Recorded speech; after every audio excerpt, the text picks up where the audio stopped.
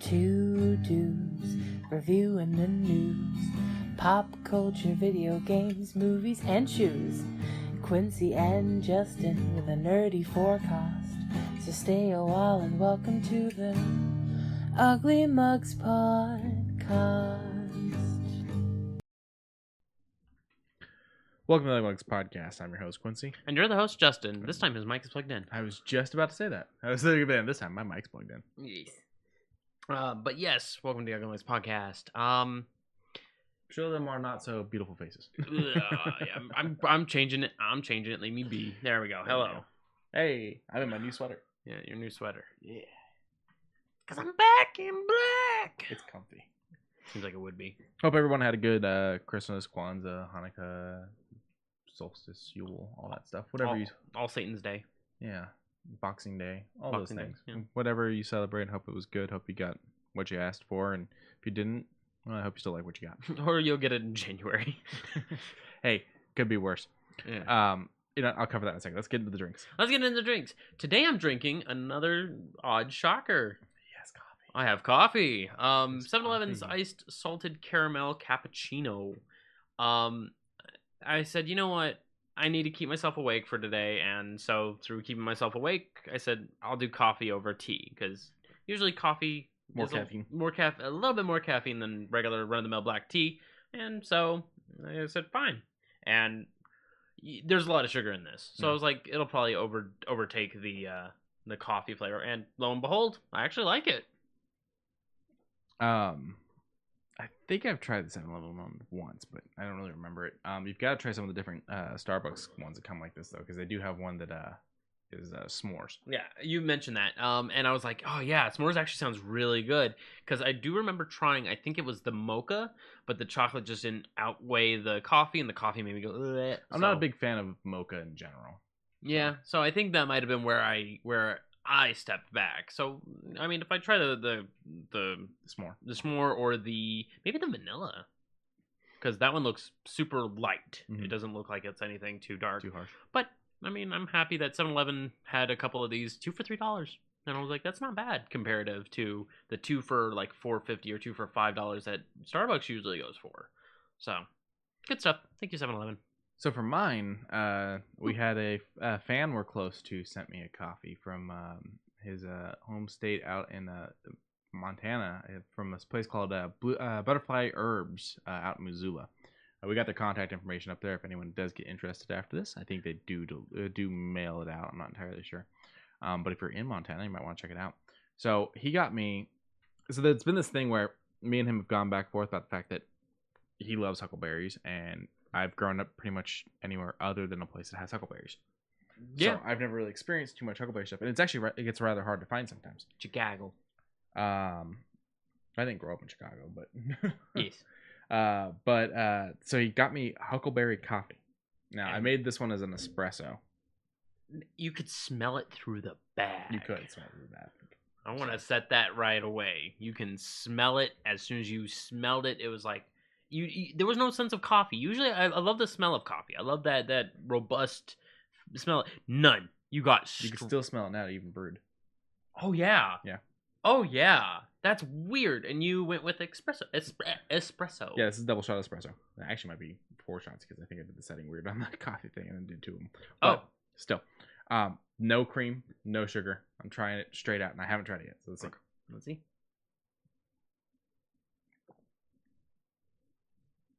Ooh. I would like cream and sugar with that, but that's pretty good. And I do get the taste of the smell. Like what I'm smelling, I'm tasting. You taste the huckleberry. Yeah. So all right. I prefer cream and sugar with this, but it's not a bad black coffee. All things said. Good I'll stuff. finish that. I have no problems finishing that. Mm-hmm. So thank you to Liquid. He's the one that sent this on out to me. We do not have a P.O. box. You cannot mail us stuff. Not yet. At least not yet. Yeah. If people decide that's something they want to do later on, it's something we'll consider. P.O. boxes cost money. So they do. But yeah, this isn't bad. They've got a huge list of stuff, and I think he plans to send me more. So. Mm-hmm. All right, let's move on to last week's movies. Reindeer Game and Kiss Kiss Bang Bang. So Reindeer Games was first. Yeah.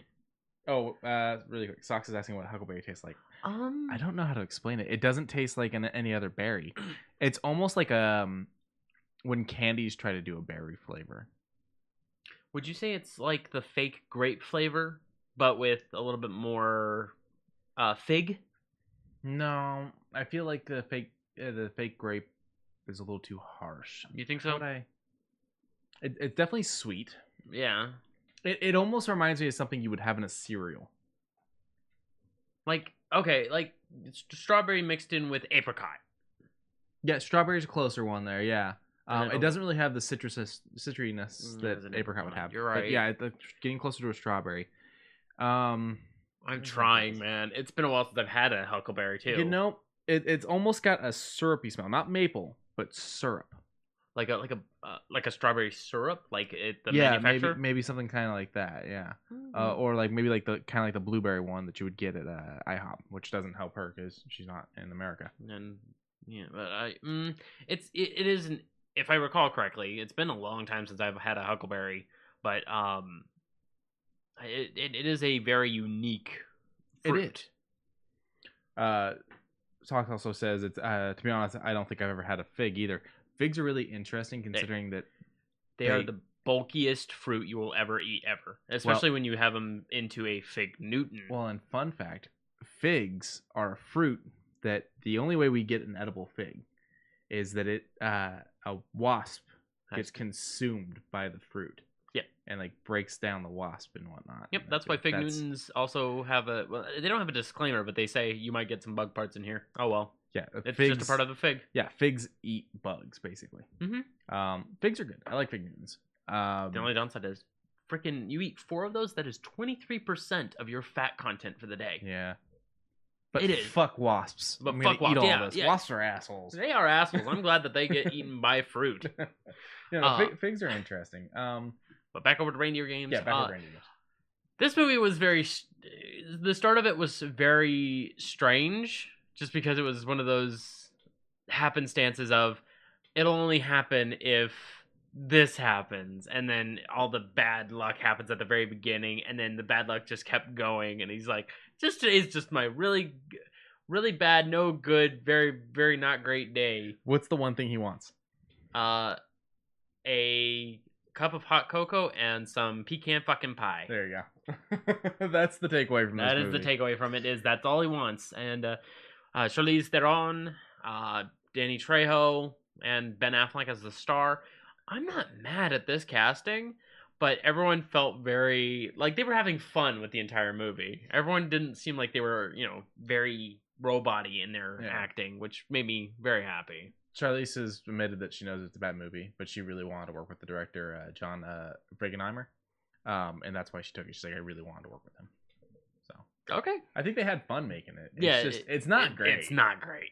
I love it, but it's not great. And people don't like it. Well, Rotten Tomatoes doesn't like it, but Google users like it. So over to the ratings, we got 5.8 out of 10 on IMDb, 25% on Rotten Tomatoes, yikes, 37% on Metacritic, and 79% on Google users. I'm afraid I can't be with Google on this one. I have to throw it back a little bit. It is. Oh yeah, it's hitting like the 50s or 60s for quality, but for fun, it's hitting high for fun. It's hitting about a 9 for fun, a 90 out of 100 for fun. I want to see what the users think on Rotten. Okay. I'm sure it's low too. I did an interesting thing. 27. Ooh. Wow. With 43,000 people. Yeah. And I mean that's a bit. Look at the photos. It's the same photo, just one zoomed in, one's not zoomed in. So IGN did a thing the other day where they asked what your favorite video game that has to do with Christmas is. Whether it's Miles Morales or if it's just a Christmas level. What is it? And I had to go Arkham Origins, of course. Yeah, I saw that you posted that. Every year. I saw that you posted that. I played it this year. I play Arkham Origins for Christmas every year. And then I wanted to explain that it's just something about Batman in the snow. In fact, anytime they do things like that, I love the Batman cartoon when they did like Christmas episodes, and I love the Batman Noel comic. It's just something about things being in the snow. Like I'm psyched for Miles because it's in the snow, it's Christmassy, it's gonna be great. So a guy in a Santa costume with a gun running around in the snow, just that does so much for me. I love so much of that. Do you have one? Offhand, I don't think so. Okay. Yeah, I really need to figure it out. Do me a favor and go to the homepage of Rotten Tomatoes. Because they had something that I went through the other night, and this just blew my mind. Scroll down slowly because I don't want you to see the scores. I just want you to see the posters. So keep going. Keep going. Oh, did they get rid of it? Oh, right here. Okay. I'm going to slowly just nudge my way down. Perfect. So, best Christmas movies. Okay. And so it's the ratings on these. Maybe actually may have been the next list down, but we'll stick here for now. Oh. Okay. Yeah. We just watched that. So some of these ratings, I realized like people really fucking trash movies. Their Christmas. Tokyo Godfathers. That's a good movie. For anyone who likes anime and enjoys Japanese culture, subculture, they kind of delve into a lot of really harsh messages, but they do it in such a lighthearted manner. I recommend Tokyo Godfathers. Go and scroll down a little more. I don't think this is actually the full list here. Keep going. Oh. There we. No, Modern it's not Christmas? the modern. It wasn't the modern. Keep going. Past December box office. No. Certified fresh. No, I think the list is gone No. because that list had Grinch on there. Pull up Jim Carrey's The Grinch. What rating do you think that movie deserves? It's not bad if I remember it right. Like I love the movie. he is very bubbly. He's in Rotten Tomatoes or in Rotten Tomatoes. Okay. Because I realized people take issue with Christmas movies on here. I don't think it's that bad. They straight up called it rotten at 49%. This movie won an Oscar for its makeup effects. It wasn't that bad. Like Jim looked like he was just a bubbly character the entire way through, but at the same time you wanted to dislike him because, you know, he was being malevolent, he was being evil, just straight out evil. Rich. And just the way he was doing it, like he even poked fun at the director who was Rod Howard. Yeah. That whole scene where he's like, all right, so he's directing Max and he's like, he's got the hat on. Yeah, he's got the hat on and everything. And he's like, I hate Christmas. I'm starting to think people just don't like Ron Howard. Is the thing because he did Solo, which I enjoyed. I liked it. I mean, it's not the best in the fucking franchise, but Rogue One. It's an enjoyable movie. Rogue One. I think we're unanimous. Apparently, a lot of people hate Rogue One. Well, no, my favorite in the franchise would be Return of the Jedi. Oh, okay, but Rogue One is really high on my list. I remember we told our listings, but I don't. Yeah, we did a whole breakdown. I don't remember. I actually used to have the pop-up box. I don't think I have it anymore. The annoying thing was this was also the case for the fucking DVD. Martha Mayhew. So it's like a book and it's a pop-up book, and then in the back the DVD slides in. It's like that is the most inconvenient fucking thing ever. Where am I gonna put this? So, what is a Whovian? A person from Whoville? Okay, they live on a snowflake. So, what is a Whovian? Well, they don't always live on the snowflake. Okay, in the Grinch story, they live on a snowflake. Temporarily, yes. Horton hears a Who, it's still the Who's, but then they're on a little speck on a little...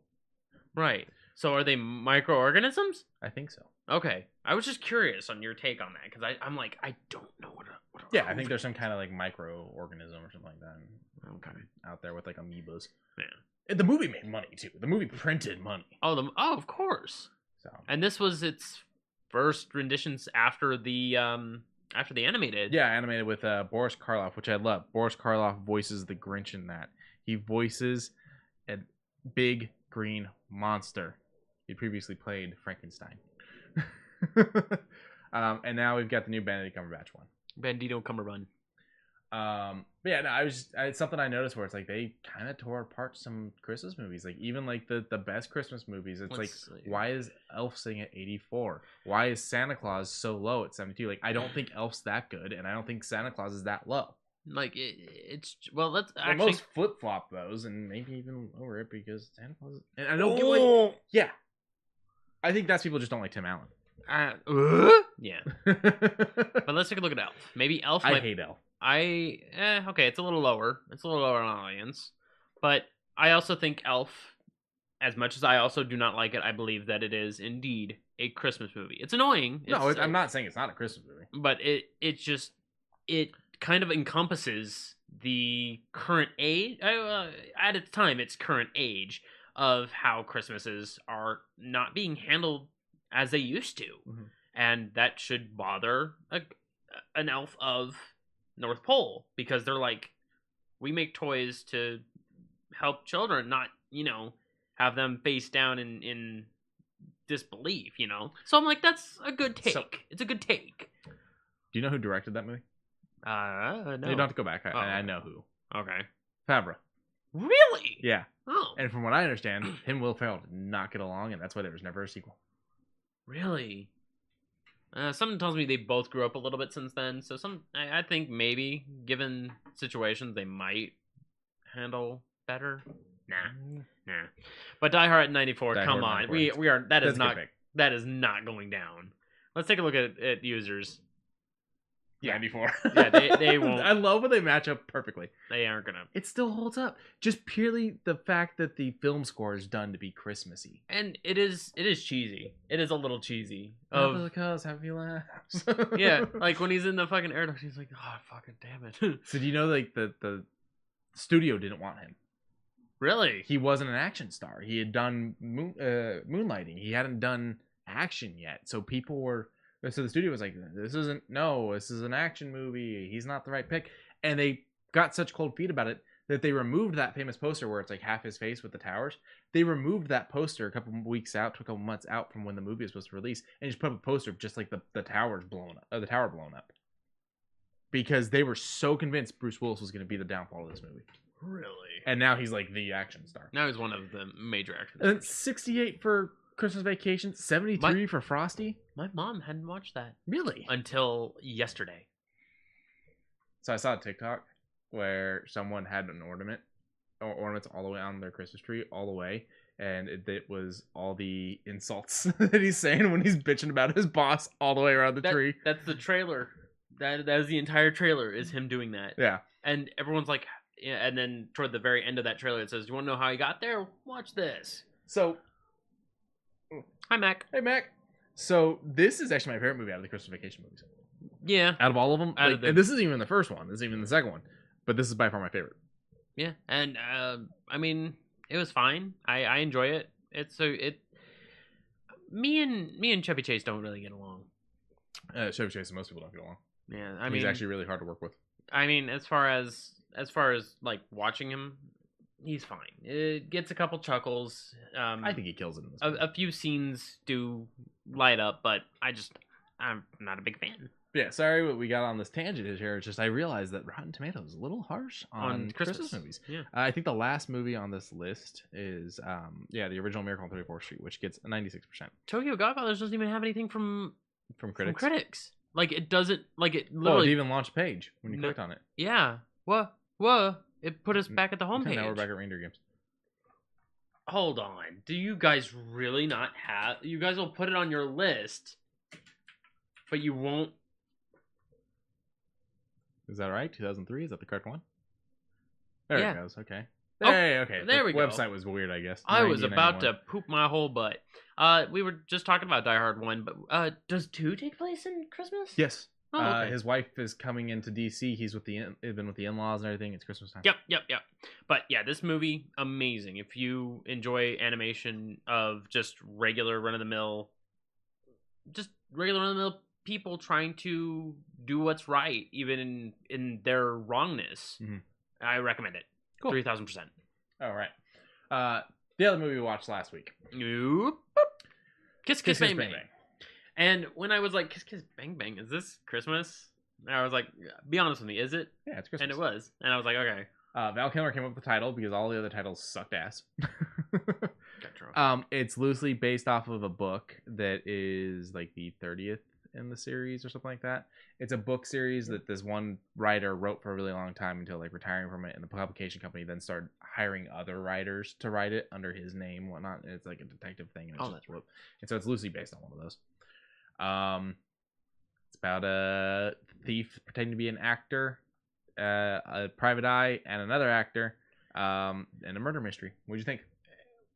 For it being a murder mystery, like when it started off, I wasn't expecting it to be a murder mystery, and then all of a sudden it got way too deep, way too quick because of the lake scene, and I was like, oh, now I gotta start paying attention, don't I? You should always be paying attention. Well, I mean, more attention. And then I tried to unravel on certain scenes because when they moved the one from the lake into the shower, and I just tried to figure. For the life of me, I couldn't figure it out until the end. And then you were like, it was the two goons that were already there, and I was like, okay, that I guess they're the only ones who would have known about who was there and also why they were. So I was like, okay, fine, I'll throw that one away. But the over-under of who did it, why they did it, okay. It was a really good, I don't want to call it a twist, but it was a good finale, a good climax. And Robert Downey Jr., this is post him cleaning up a little bit. Yeah, he's clean by this point. And out of respect for that, Val Kilmer refused to drink while filming the movie. Just about to make a mention of that. But like he tore the scenery up. Yeah. Whether he wanted to or not, he just his bubbly Tony Stark kind of was coming out early. So he says that without this, he doesn't think he ends up being Tony Stark. I can see that. Also, he says this is his favorite movie he's done.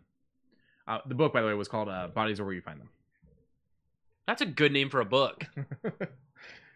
That is actually a really good name for a book. And this is also believed to be the Val Kilmer's character, and this is believed to be the first openly gay action character in a movie. As far as openly gay, yeah, sure. There's probably some that are like their character might be, but you don't know that. Yeah, this is the first one that's like straight up like. I mean, they call him Gay Perry. Yeah. So, I love the movie. I think it's great. I think we rented it, which kind of bums me out because I'm like, I need to own a copy of this. So I'll probably go and get a copy from Zia. Real talk. Way back when we used to get the bargain bin, this was in the bargain bin, and I looked at the name and I never thought twice about it. Yeah. So I regret that. I love this one. So let's look at the ratings and talk about where you rate it. So it sits at 7.5 out of 10 on IMDb, 86 from Rotten Tomatoes, 72 on Metacritic, and 86 from the Google users. Let me see what the people think. Oh, right nearby with the audience score on Rotten Tomatoes. That's an interesting scene to pick for the image. And that's major fucking spoilers. Yeah, that's way late in the film. Can I just cut your finger off? Yes, it's in my peripheral. I don't want to look at it. But it's a very good movie. I'd throw it 83, we'll say. 83 out of 100, pure. I'm sitting here with like the 86, 87. This movie almost hits the 90s for me. I love it. Yeah. And Mac, I get you. Don't worry. That's a personal note. Yeah, I know. So, yeah, this is one I'll always suggest to people. What did you think of it being paired with Reindeer Games, where it's like two movies that are set during Christmas time and do just very un-Christmassy things? Un-Christmassy things. I think the theme for this would be a bad luck day turned worse. That's good. I like that. Yeah, that was a good theme for those two. Yeah. So tonight's movies. Okay. Getting a little rom-com-y. Okay. This is the final of the Christmas movies. I'll leave you alone about Christmas until next December. Okay? Okay. We're doing The Family Stone, which I think you're going to enjoy that one. Okay. Basically, woman goes home with her boyfriend for the holidays to meet the family, and nonsense ensues. Okay. The other one's The Holiday. Holidays? The Holiday. I have not seen that one, but it's got Jack Black in it, so I'm expecting good things. I'm expecting okay things. My mom watched it. She said that she liked it. She's actually the one that suggested it for tonight for us. I'm just going to do a quick little look. Okay. Yeah, people are liking it. So that just dropped on Disney Plus on Christmas Day. On Christmas Day? A sleepy nice one? Yeah, he says Reindeer Games is a sleepy nice one. I mean, for people like us who are like fine with guns going off and Santa Claus is being shot. I suppose. So I'm gonna go ahead and switch up the scenes. Boop, there we go. Not a lot of gaming news came around, just something for Cyberpunk, and I mean, even that's kind of depressing. Yeah, it's a very light news week, so we're just gonna kind of BS with you guys a bit here. Yeah, we're gonna be chatting it up. My tablet's dead, so my notes are on my phone, so don't think I'm not taking you guys serious. I respect you guys. So a New York-based Rosen law firm has filed a class... Excuse me, sorry, that came out of nowhere. Has filed a class action lawsuit against Cyberpunk 2077's publisher, CG Projekt SA.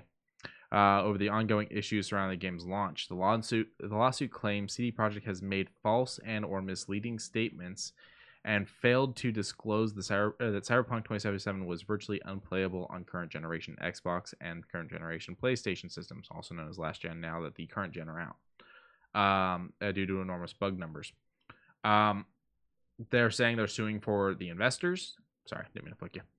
And I don't know what the process for making this game was. I don't know if when they say they're suing for investors, if they mean that there was actually investors behind this game. There was probably some. I mean, there were probably some backers who were saying, "Okay, put the money up. Put the money up." And if there wasn't, then I would assume the investors they're meaning the players. I guess I don't know. I mean, there are people who put money toward stocks. I mean, CD Projekt Red does have a stock. So I wouldn't be surprised if they were considering them investors as well. Maybe that's it. Going back to what Max said before, he meant Sleepy like it wasn't advertised well for Reindeer Games. Oh, yeah. You told me that. You mentioned that. Yeah. There's plenty of movies out there that kind of screwed on the advertising thing, and it just really financially messes up their launches. Yeah, but CD Projekt Red is kind of like not... I don't want to say a bad company to try and do promotions, but when they say a game's going to come out and then they push it back almost a year, it's kind of hard for it to for it to still launch very broken, from what I understand. Yeah, I mean PC. I watched this at a stream of someone playing it on PC. Looked great. Looks great on PC. Looks great on next gen consoles. I mean, a little bit of a bug where an AI was walking through a wall. I was like, you'll run into those all the time. I do that on my free time. What are you talking about? Yeah, just wham. But I'm just saying that, it doesn't seem broken on PC. Then meanwhile, I caught a glimpse of, I think it was an IGN special where they were showcasing the PS4 version with the PS5 version, and they were running through the same area with the loading times and everything, and they did pretty similar actions between both of them, both with the action and social aspects. And I was like, playing on the PlayStation 4, it's playable, right? It was a little jittery. It's playable. It's not good. I'm not saying is it good. It would throw me out. It would make me be like... Is it Anthem? Probably. It would probably be about that level. Because it seemed like it had... When you went into the city, it took... Number one, the loading time to get into the game in the PS4 was a bit long. Mm-hmm. And then when I'm watching the right side, which is the PS5 version, the guy's already running, doing his thing. And I'm like sitting waiting for the PS4 version to do their thing, and I'm just like, ooh, this is a big loading time. Yeah. But when they were in, it ran maybe 35 frames a second. It didn't seem to be running at maximum. Is the game crashing? Is it preventing you from completing tasks? Anything like that? Gunplay was jittery. It seems action was... Because here's my thing, is Watch Dogs Legion is crashing for the first, 20 missions or so on last-gen consoles. Didn't they fix that? Or did they say they were going to fix that? They said they were going to fix it, but they also said that the CD Projekt Reds also said they're going to fix Cyberpunk for that argument. So my question is why is it we're suing CD Projekt Red and we're not suing Ubisoft? That didn't work either. You're right. Because it's popular to be pissed off at this right now? You killed it. I killed it. First coffee I've fully KO'd. I don't have hands-on experience with it, so I can't really say much. I mean, you're right. You were correct. We don't have this game. We want the game. It's just...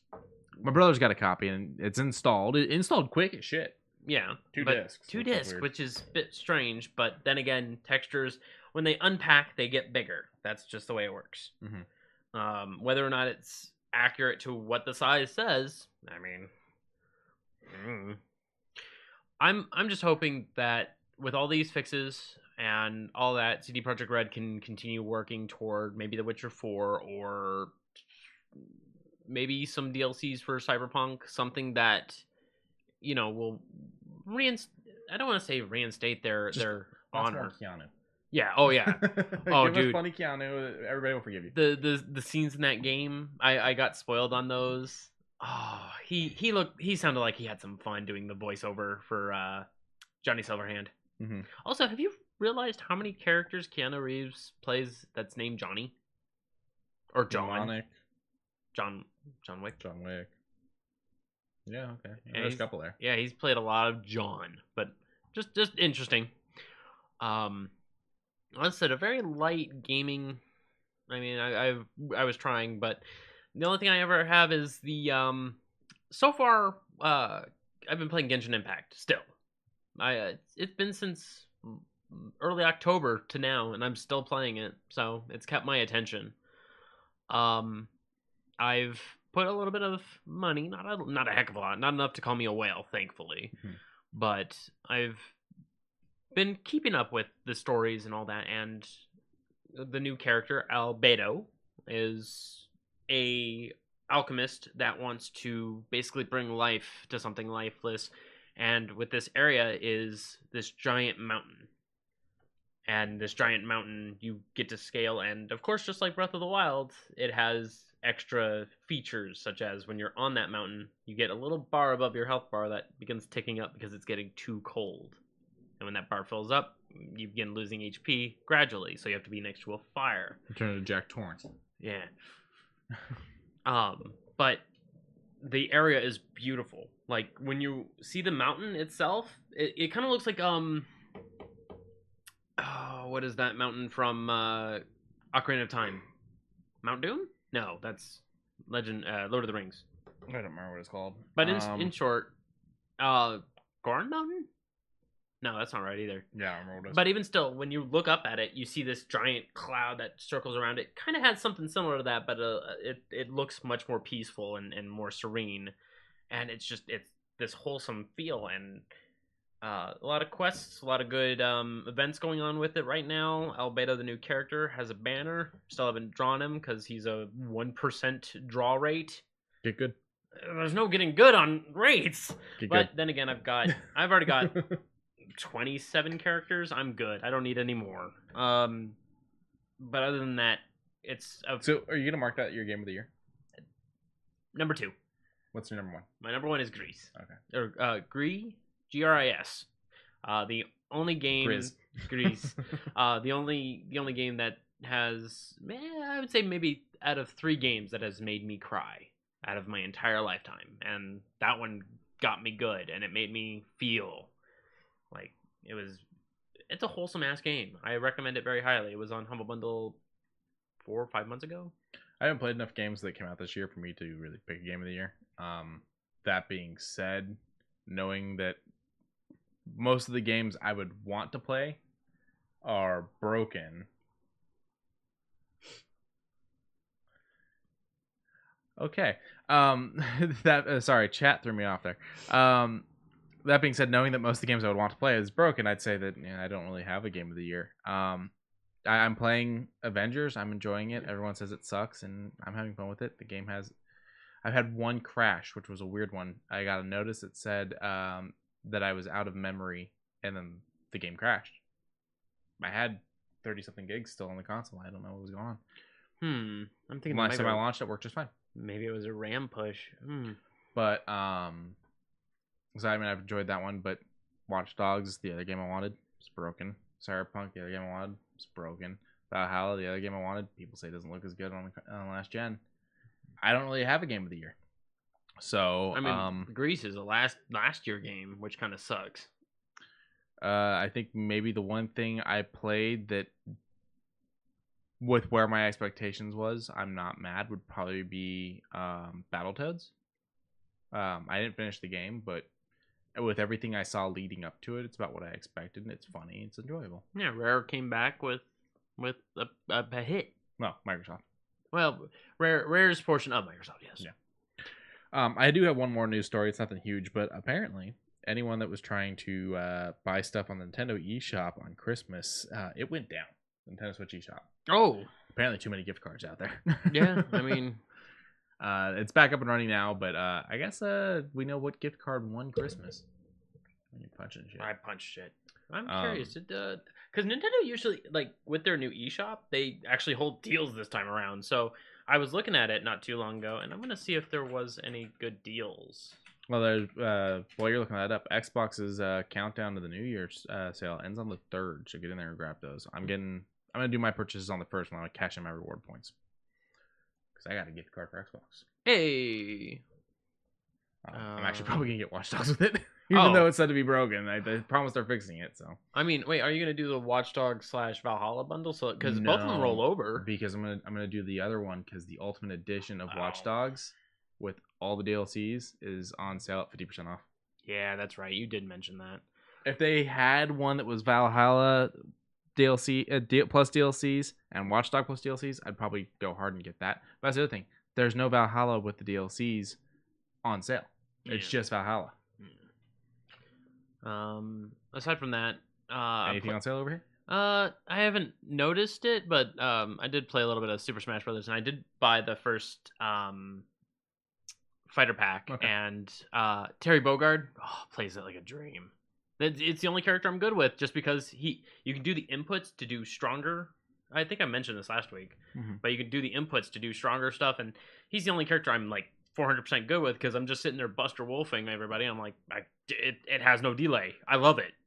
So Sock says that Animal Crossing New Horizons is game of the year because of the well-timed escapism. I mean the same exact day, Doom Eternal. Yeah. So you had literally the ones who were antisocial in that way, and those who were antisocial in that way. I did play Doom Eternal. I haven't finished it, but I enjoyed that one thoroughly. That makes my good list for 2020. That would make a good list. Spiritfarer would be another one, but I haven't delved too much into it because I know I don't want to deal with that heartbreak because I know what that game is about, and Grease was subtle at the beginning. So it allowed me to, kind of be like, haha, this is a nice little storytelling game. And then all of a sudden it twists and turns, and then you begin to realize what's actually going on. And then you're like, oh, my heart. So I think we are overlooking one. According to Google, this was their most searched for thing on their game center. Among Us. Yeah, Among Us. I like it. Took everything by storm. Yep. I would like to probably go back and play it. You said you want to play it, so one of these days we're gonna have to find a time and a date where. Yeah, I mean it's one of those games that it's fun to just kill some time in. Yes. So we do have the sale up. He's scrolling through it right now. It's not that great of a sale. I mean, Under Night in Birth, yeah, fine. Slay the Spire, $10 off, $15. I'd pay $15 for Slay the Spire. Yeah, but I'm seeing things like Super Meat Boy, which people have had for how long? Well, wait, which Meat Boy? One of the Super Meat Boy.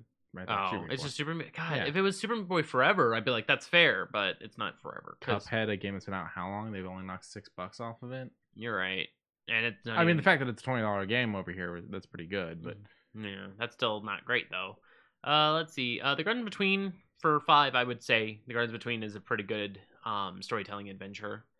Crawl for $4.50. That one I'd find fair. I've played a little bit of Ink and Fell so far on Game Pass, and I don't know if I would spend $16 on it. I don't hate the game, but I don't know that I would drop $16 to play that game.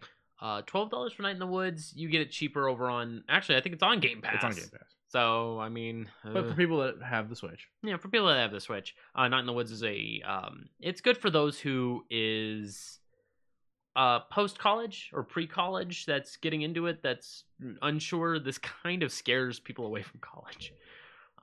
Because a raccoon doesn't like it. I think it's a raccoon. Whatever it is. Fox. Well, fox and an alligator. And a cat. The cat is the one that comes back from college. Yeah. That's probably why I thought it was a raccoon. Yeah, it's a very interesting story. And then you have NIS American New Year 2021 sale. So you got a lot of JRPGs or very bouncy quick time event styled games. A lot of let me lose my entire day.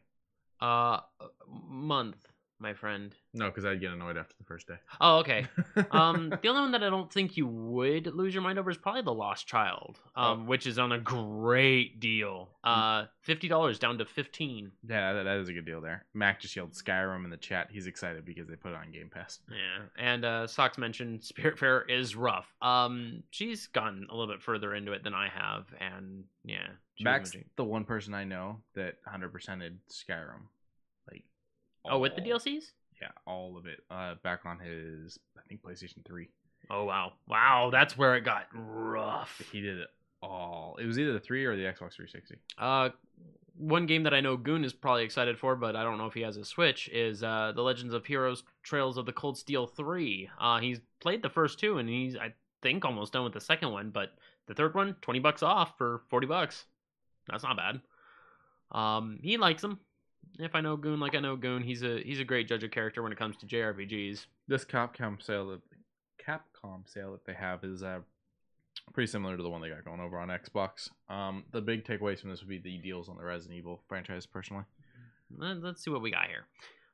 Dragon's Dogma, $15. I'd pay that. The only thing is you would have to kind of turn it down because if your pawns begin to get a little too close, you run into wolves. Arisen! Wolves! And then you run into more wolves. Wolves arisen! Be prepared!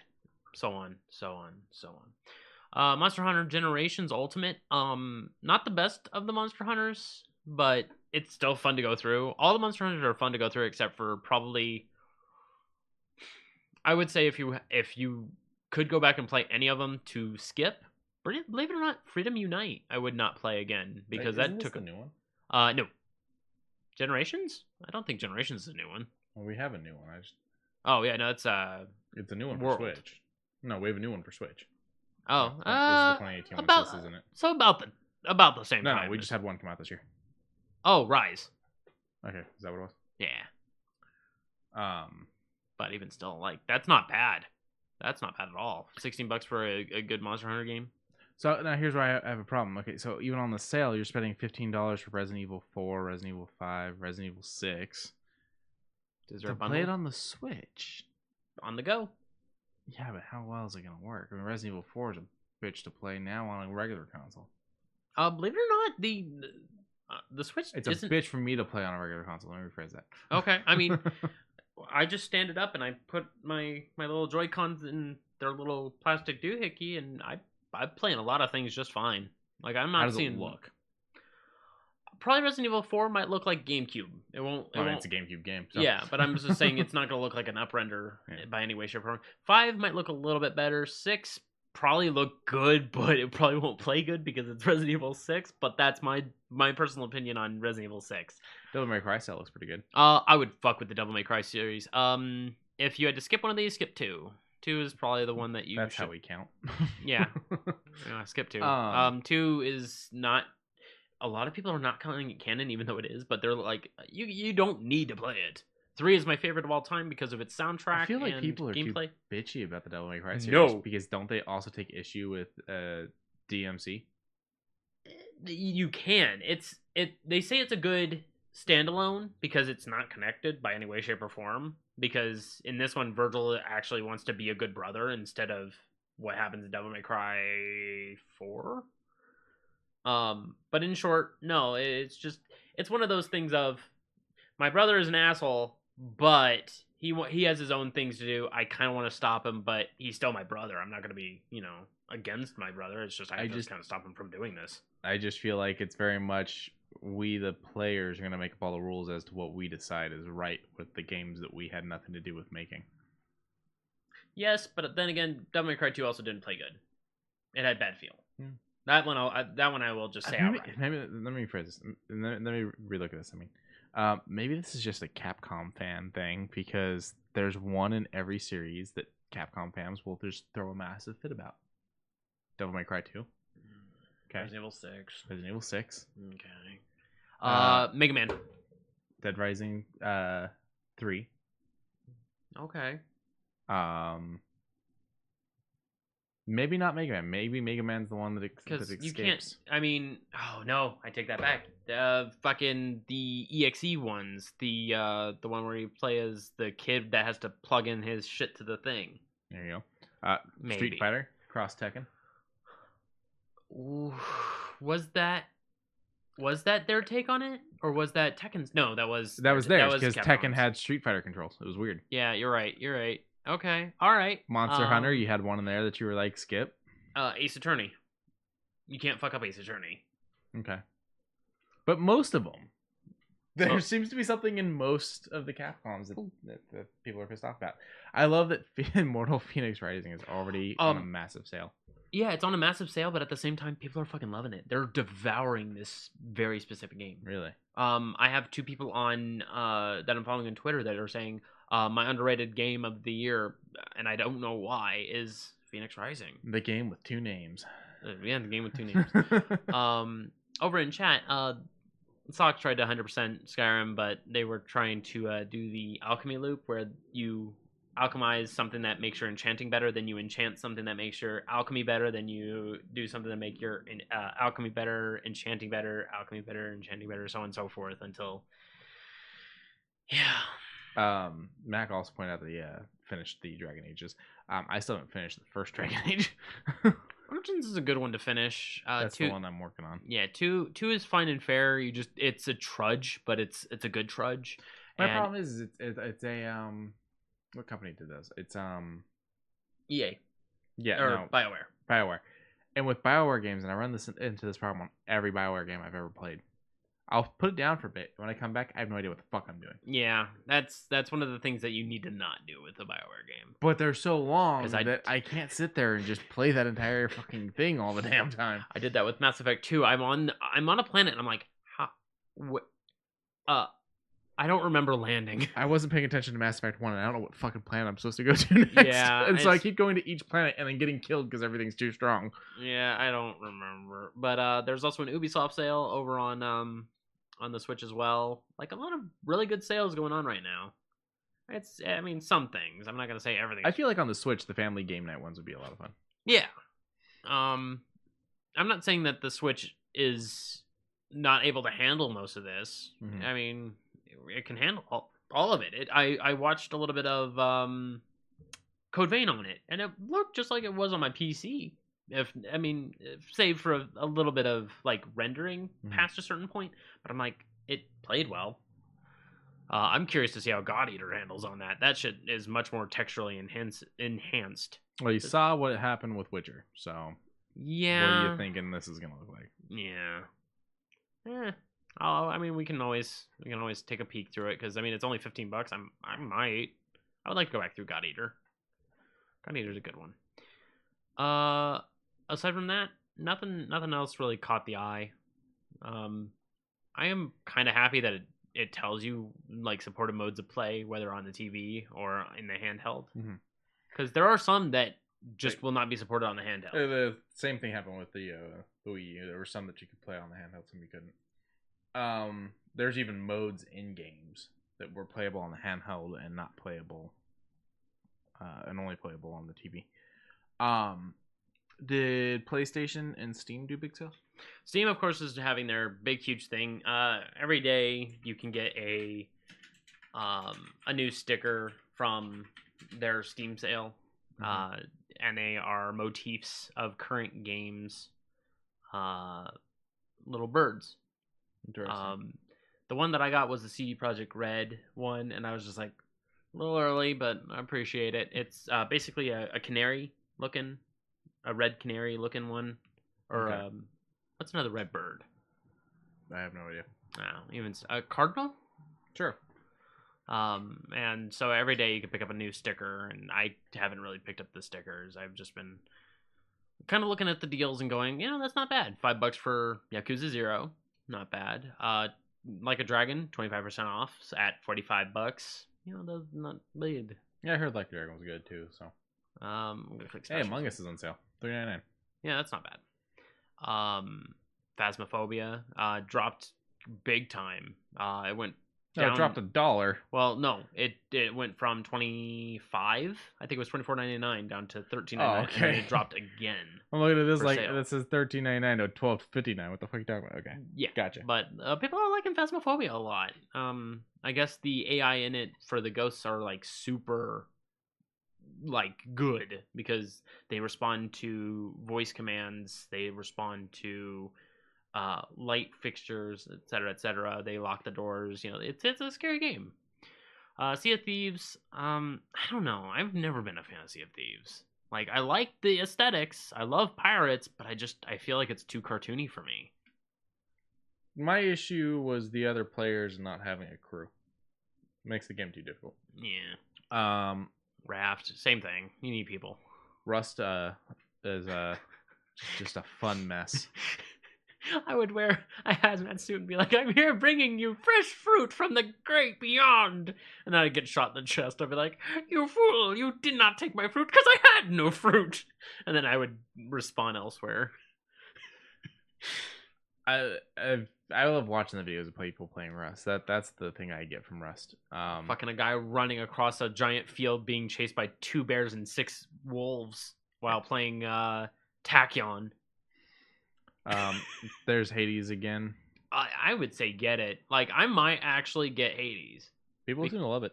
I love roguelites. I love fighting brawl 'em ups. Why not? Halo Master Chief Collection, I recommend it. I've finished the first Halo this year, way early this year, and I've started up on the second one, and then kind of like got sidled away to other things, and I gotta go back because I wanna play all of them. I really do. No, I mean they're damn near all there. Yeah. The Forest. They just had an update, a very big update, and it's a good survival game that kind of just says there's some weird, crazy people, cannibals, go kill them, also find your son. It actually gives you a story with your open world game. Sweet. Mac didn't like Halo, he says. I mean, I like the sci-fi aesthetics. I know that the story gets bad about 3. I think I played the first 3 and that's where I checked out. Yeah, I don't know. I want to get to ODST because I heard ODST is the best. Let's see. I think my thing was I didn't care for the online mode. I don't like the bunny jumping, bunny hopping. So I never played online, and that's really where like those games thrived for most people is online. So a couple other big ones on here would be Stardew Valley at $10. I would pay $10 again for Stardew Valley. It is worth the $10. Squadron's sitting 40% off. Look at that. And it's a good game. It's got mostly positive and VR supported on PC. Oh yeah. Oh, that would be fun as hell. I'd get dizzy, but I'd have fun. Risk of Rain 2, 20% off at $20. It's Risk of Rain 1 and 2 are both on sale on Xbox too. Yeah, I recommend Risk of Rain 2. It is a very fun game. It keeps getting updates. I think we're getting a new character in the next major update. I need to go look at what. Ooh, Satisfactory. So, would you say it's satisfactory? It is very satisfactory. I love watching this YouTuber. Let's Game It Out is what it's called. And Josh, one of the main people of it, he plays Satisfactory, but he does things broken. He doesn't do it in a like manner. He makes it as difficult as possible. So what he did was he made an entire weaving of conveyor belts. And from point A to point B, where the things had to get to, took 3 real-time hours. Why the hell would you do that? Because he had all the time in the world. And with that real time that he took him, I think 5 hours just to build that, just to make it go 3 hours to get to that next point. And then he's like, so after all that, it makes coal go from one point to the other, and it still destroys the earth because, he's like, I don't really care much for this. And then the next video he did, he goes out to the desert, destroys that, and he makes a propulsion thing for himself, and he launches himself to go back to the old one where it has nuclear power and all that. He's very destructive, but he's very entertaining. I recommend him. And chat's talking about Bioshock now. Ooh. I think we're supposed to get number 4 eventually, aren't we? They finally announced that they are doing it. They are wanting to do something, and they don't mention anything on where it's going to be. So. Now Mac's taking us back in time. Clock Tower. Scissors. I've never actually played it. I've only seen it. Oh, I would love to go through Clock Tower with you. That's one of those ones where I've seen a lot of it. Lauren loves it, so we watched playthroughs and stuff like that. But I never owned it when I was a kid. Okay. But Satisfactory on sale, $23.99. But Bioshock, man. Oh man, I'm sorry. I don't mean to go back and forth. My ADHD is kicking. No. We can't go through this whole sale on Steam though. It's a Steam sale. 1,400 pages. Yeah, it's 21,425 results. Yeah. Oh, real quick, Divinity Original Sin 2 Definitive Edition for $18. I recommend that one. Fallen Order for $23.99. It was a good game. It was fun. I enjoyed it. The story's good. The mechanics are fun. I found out the reason the game was so difficult was because I fucking suck at paying attention to instructions and was not using my parry ability half the time. Get good. I beat it without being able to do that. Okay, I'll give you that. On then. the hardest difficulty. I'll give you that then. Because my dumbass doesn't read. Yeah. Okay, I'll give it to you then. I'll just briefly brisk through it. $20 for Monster Hunter World. That's the same on Xbox, if I'm not mistaken. Borderlands 3 is up there on sale too. Yeah, Borderlands 3, GTFO. If you're into trying to be as quiet as possible with a crew of people, whether or not they're randos or not, if they screw you out, they're the only ones who are screwed. So they actually punish people who are just actively loud. But if you that reminds me of the what was it, Silent Library or whatever. Yeah. Someone's doing that with TikTok right now with their basement, and they've got like an app on their phone that shows you, and they tell you like, all right, you can't go over to 70, and so they pick different numbers and whatnot. So the one I saw was a guy's getting slapped by all of his friends with like this, I think it's like a big club, and they have to slap him and not all fucking lose it. Jesus Christ! What is? I mean, I would probably follow that TikTok. But speaking of which, Wild Hunt Game of the Year for $15. That's like a year of your time for $15. It's Blood and Wine, all of it. It's the whole fucking thing. Yeah, that is a hell of a sale. Yeah, that is a hell of a sale. And yeah, Hearts of Stone. That's the other one. I can't remember the other one.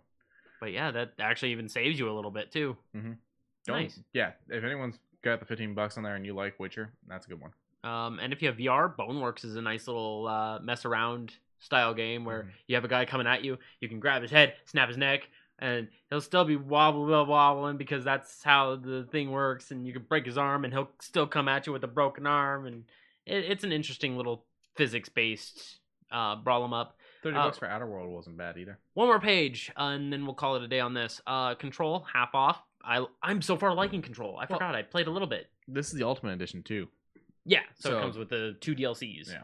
Which I believe I don't know if they're out yet. Well, the first one was. Okay. Hold on. I'm gonna lie about my age. Not by much. Not by much. Let's see. Please show me. Oh, that's right. Awe. And I was mad that the first one wasn't called Shock. But yep, no, it comes with both of them. The Foundation and Awe. Well, it includes it, but are they out yet? I don't know. Because I don't think they're out yet. I don't think so either. But even still, $20. No, and I would recommend that one highly. Oh wait, I still have it open. Noida, if you're into 2D shooters, it's very fun. It's very difficult, but it's very fun. $15. Little Man.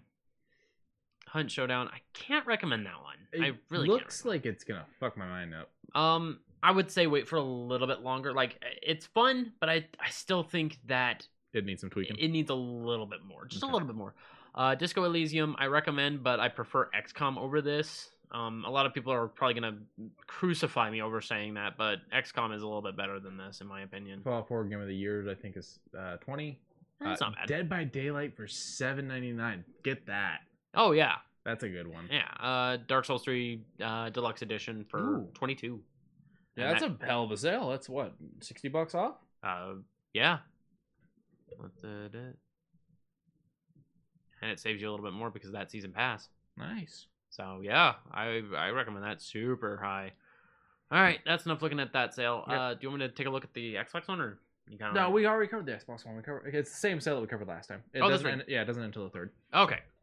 The only other one would be PlayStation, but you know. Yeah, we don't have any of that, and we don't really care. Well, Sony's been shooting themselves in the foot. Yeah, they pissed us off again with the way they're handling the Cyberpunk thing. And at the same time, we're not against Sony. As I said, I've got Sony tattoos branded on me. I love Sony. Fully intend on buying Miles. Yeah, and it's just they're doing weird things that make us want to keep our distance for now. Yeah, now. It's one of those things where, like, you start acting right, I'll start talking you up again. Yeah. I can't talk you up, though, when there's nothing to talk up. Right. Like, you could have a good sale, but we don't have anything to talk good of. Yeah. Like, we could say, oh, these are on sale too, blah, blah, blah. That doesn't help us. That doesn't make us feel good. So go ahead and hit your jingle.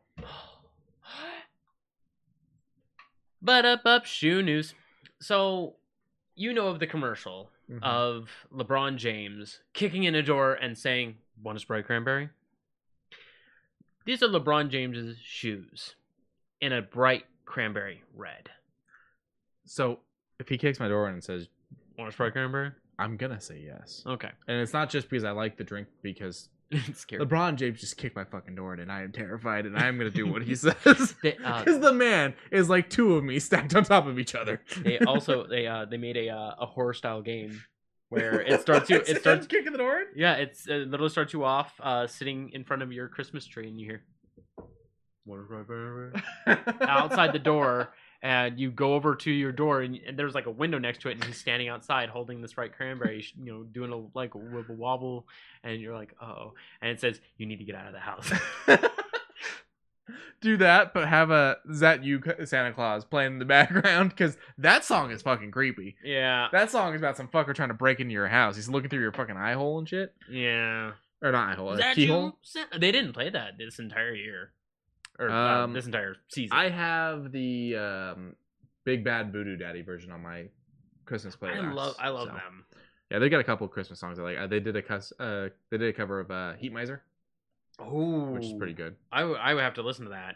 And then they did because I like his voice. The whole original singer. The song fucking Mini Me went out Saturday night. I don't remember the name of the song, but they did that. But it's them going out and drinking with Santa Claus. Okay, which is pretty fun. But even still, these are, as said, his shoes. They're to be released on the 30th of December for $130. $130 is not that bad considering what we see for a lot of these. You're right, and I mean, want Sprite cranberry? I bet you anything. I fucking know, because the internet's this way, and I hate myself for thinking of it, because if someone didn't, now I'm just putting it out there. Someone's gonna do a video where they are going to pour a Sprite cranberry in one of these and drink it. Oh no! You know it's gonna happen. Oh god! I worry, but alas, that is our only shoe news for the day. I wish there was more, but I guess with the holiday season, they kind of took a step back and waited on. Took a long weekend. Yeah, everybody took a long weekend. You want to hit this one up? Yeah. Okay. Boom. A couple days ago, the official Star Wars page tweeted a photo. It's of Samuel L. Jackson as Mace Windu, and the party isn't over. It's just beginning. Sending a very happy birthday to Samuel L. Jackson. They did it on his birthday, which was just a few days ago. To which tells me we're getting fucking Mace Windu somewhere. We're getting Mace back. I don't know where, but I'm excited because he's wanted this for a while too. One's Red Gramber, and then kicks off the shoe and just starts pouring it in the shoe and offers it to you. That's what chat's talking about. Either that or just throws it at you like the bad guy from Austin Powers. Oh yeah, he throws the shoe, honestly. But yeah, no. For Samuel Jackson's birthday, they put this out there, and he's already said in interviews, he's like, "I don't think I'm dead.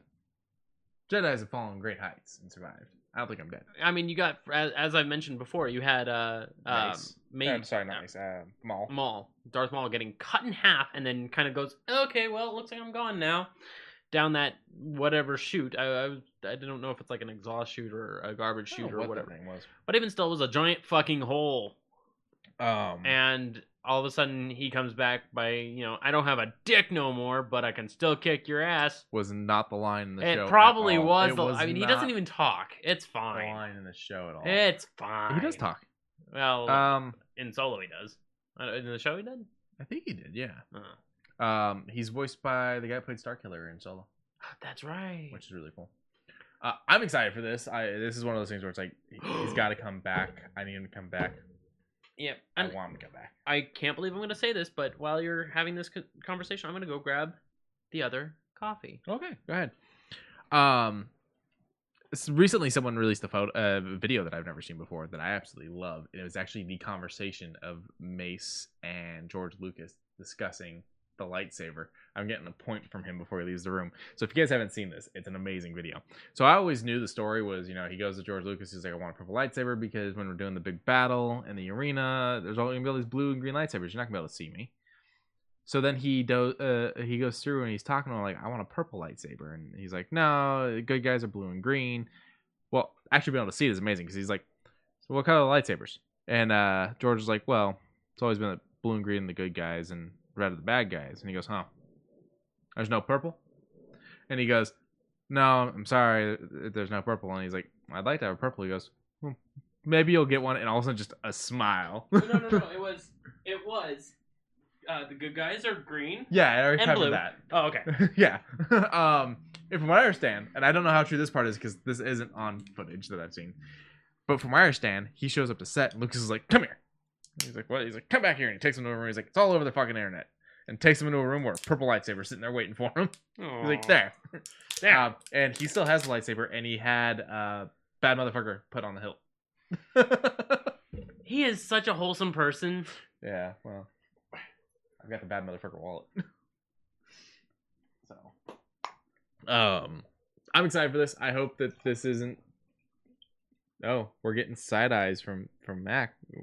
What do you not want? Is it the talking about drinking out of a shoe, or is it the Return to Mace Windu? Tell me in the comments. Yeah, I mean, did you shake that first? Yes, I did. Okay, just making sure. I'm excited for this. And also, if you haven't seen I think it's GQ. I think it's GQ did a ask or most popular Samuel L. Jackson searches, and he comments on all of them. Does Samuel L. Jackson like anime? Oh yeah, I've seen that. I think it was the Google searches. But it's a pretty good wholesome meme, as it were. I don't know what's next, so I'm gonna do this first before I do that. I just want to know why Mac's grumpy. Get back to us. Zoom out on that for me though, so we get the full thing. Sure thing. Thanks. Boop. So when I saw this, you heard my initial reaction of because of just the way the cover is kind of portrayed. Yeah, I mean you're getting a little bit of Bruce Lee in there. You're getting some Enter the Dragon. Yeah, well that was the other one. Last Dragon. Last Dragon. This looks really interesting. So this is the new animated film that we're getting from DC. So a new clip was just dropped of this. It's called Batman Soul of the Dragon, where Bruce Wayne is going on this long, dangerous journey to find Sensei, the mysterious martial arts training school. This is set to come out January 12th, 2021, so it's right around the corner. Wow. That's for digital. January 26th, 2021, for the 4K combo pack with Blu-ray. Saying it's an all-new original animated film. It dives deep into the Elseworld by putting Batman in the midst of the swinging 70s. Faced with deadly menaces from the past, and along with his mentor Osensei, Bruce must enlist the help of three former classmates, world-renowned martial artist Richard Dragon, Ben Turner, and Lady Shiva, to battle the monsters of the world and beyond. Now, here's where it gets really great. This film is rated R for some violence. Let's go. R-rated Batman. I mean, it's animated, but R-rated Batman. Yeah. If anything, you get the worst thing I think you get out of the animated series from the 90s is like you get the biffs, the bams, a couple shots, but as far as like anything majorly bad, they fade to black, but you get the sound. Mm-hmm. And that's, even as a 90s kids cartoon, holy fuck. Well, and I'm starting to think we have a huge delay between us and the chat because they're talking about Samuel L. Jackson still. I do love his rendition of Go the Fuck to Sleep. I have that. He's actually released another one now, and I don't remember what it's called. Yeah, it shouldn't be that big of a delay. It should only be maybe 20 seconds at most. Okay. Back to the animated series thing though, with how they were, they faded to black and didn't show you things. One thing that that they did was they didn't want to show the Graysons dying. They thought it was too dark. Yeah. So you get the shadows instead, which is far fucking worse. Yeah. It looks so much worse, and like the sound and everything. And that scene got so dark by mistake. And then you get the cut over to Dick going, yeah, the shocked face and how it's I mean, traumatic to have a kid watch their parents go tumbling down. So I absolutely love Kevin Conroy, but there's always been one delivery in that show that I was like, what? And it's when Harvey gets turned into Two-Face. Okay. And Batman sees his face for the first time, and he just goes, Harvey, no. Harvey, no. Harvey, bad. And I'm like, what is that? My favorite is when he becomes old Batman for Batman Beyond, and he goes, "You think I've lived this entire time not training, or like not training this entire time?" And I'm like, "You act so fucking geriatric, dude." Well, yeah, you gotta make people think you're weaker than you are. I guess. They underestimate you. The chat's asking if I like the caramel. I like the caramel. Just dump that whole freaking sound people. Oh, that's Huckleberry. good. Yeah, that's why I'm like, yeah, fuck you. But since we're talking about animated series, I'll move on to my next thing. You keep this image up. Okay. So we know that DC Universe is dying off, but they don't want to pull the plug. They just won't fucking kill that streaming service. So it's still a thing. They're still advertising it. They're doing a lot with like comics on it. Do you think it's a life support thing? Yeah, it's on life support. No. However, Batman the Animated Series, Batman Beyond, the Mad Max franchise, Kill Bill Volume 1 and 2, The Mummy, and The Mummy Returns will all be hitting HBO Max in January. Okay, please tell me you have HBO Max. I do, yes. Okay. So I will be completely disappeared from everything for probably a solid week while I watch all the animated series. Give me the Batman Beyond.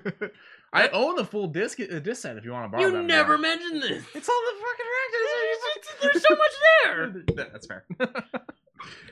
But yo, I would love to dig back through Batman Beyond. So do you know why Batman Beyond happened? No.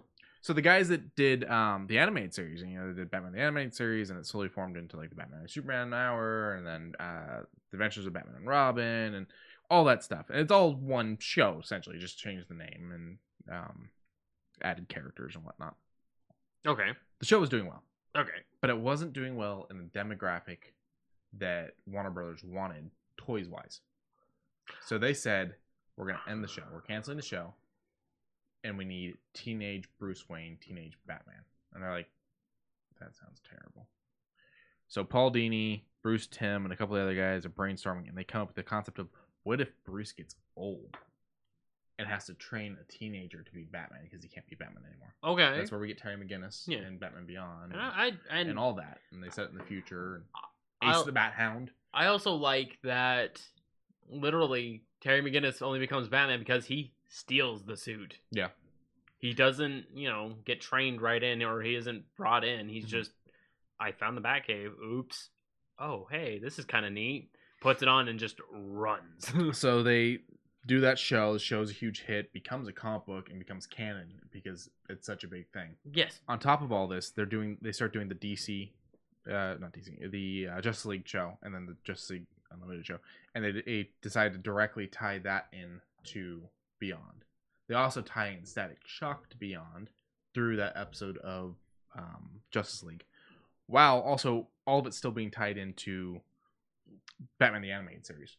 So this is all one giant animated universe. So it's the Batman the Animated Series, and Superman the Animated Series, and then the Batman Superman Hour, and then Batman and Robin, and then Justice League and Static Shock. Teen Titans is kind of connected, kind of not. It's a kind of weird, wishy-washy thing there. Because Cartoon Network was like, hey, we want something that will appeal to just teens, nothing more, nothing less. It can be its own thing. Yeah. But at the same time, it is kind of connected because how do you get Robin without Batman? Yeah. And then they make other references to it, Gotham and whatnot. They make a Static Shock reference. In Static Shock, they make a reference to the Teen Titans. Where's Robin? He's with the Teen Titans. Who are they? You'll find out. Yeah. So there's all that, and then it eventually connects to Batman Beyond because that's set way in the future. So it's a giant animated universe, and honestly, it's fucking amazing. Do you think they wanted to throw Static Shock into the Teen Titans? I'm sure they did. I'm sure the writers did. Static sadly gets the short end of the stick a lot of the times. He's had so many canceled comic runs, it's insane because people love the character, but his comic just doesn't sell well for some reason. People just don't buy it. I think back in even now, anyone who is of color or of a different ethnicity, they don't connect with them. I think that I think even in today's time they're having a hard time with it, except for a few, such as like Luke Cage. Someone who is embodiment of their surroundings. Well, I thought he was a good one because I thought he was a good one too. He gave the kids someone to look at. Rather, Luke Cage is a grown man. Yeah, but then in the back of my mind, I still have the Static Shock theme song in my head. Yeah. The go, go, go, go. You realize that they actually did like 8 theme songs for that show because they would change them at the halves of seasons. I remember. So there's like 8 freaking theme songs. Well, I have one. I have one stuck in my head. Yeah. No, they're all pretty much the same. They just slightly change them, so they've all kind of got that. And I mean, the way that superpowered metahuman community, I'll call it, gets their powers, and how it doesn't change the people because they say, "Oh, I have these powers. Cool, that helps me do what I want to do." Yeah. And so you have the villains who are already villains. Now you have the angsty white kid who is a fire starter have fire powers. And you're like, okay, that's amazing. And then meanwhile you have Static, who is generally a good person. Wants to do good, gain his powers, and he says, I think I can do something with this. And then you have their best friend who's like the techie, who's like, I don't have any powers, I don't have any, but I want to help. But I want to help. And so he becomes RC? I think so. Well, you've also got the very powerful episode where Static goes to his house for dinner and his dad turns out to be racist and all that shit. That's a hell of an episode to watch as a kid. That's some Fresh Prince of Bel-Air hitting stuff. Yeah. Like, that's some good stuff. And I appreciate shows that get down to values. I always have. The only downside is there's right ways and wrong ways to do it. Roseanne does it okay. Fresh Prince does it right. Static Shock did it right. I don't remember seeing this episode, but I'm sure they did it right. Yeah. Because, you hear about the ones that do it wrong or not great, such as 21 Reasons Why. I have no idea what you mean. 10 Reasons Why. Or 13 Reasons Why. I'm sorry. 13 Reasons Why. I didn't watch past the first season. Yeah. It's not great. I didn't think it was great for the first season. Before you move on, while we're still talking about DC. Okay. I wasn't moving on. I just put my hand on that. So, I was going to mention this earlier, and I didn't get around to it. So, did you know that Santa Claus is canon in both the Marvel and DC universes? Elaborate canon.